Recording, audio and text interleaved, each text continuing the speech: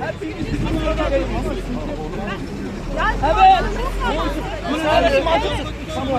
Hayır ben şimdi geçiyorum. Ben de aynen ben de geçeyim. Ben geçiyorum. Ben de geçeyim.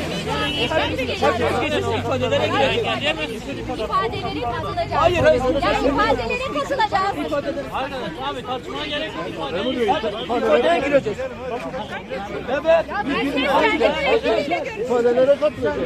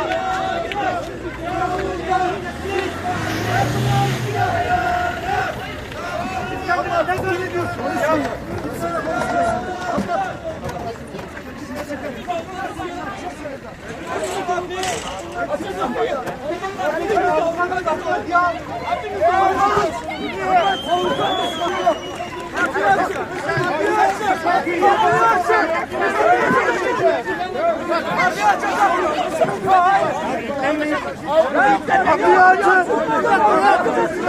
Açın kapıyı!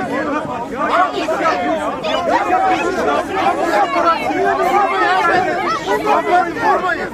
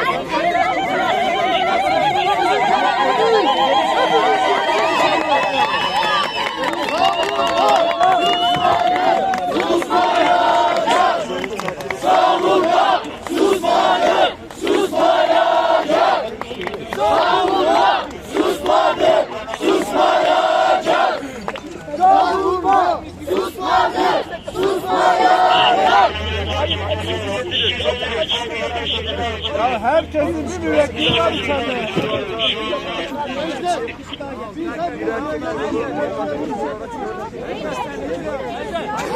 Yönetim.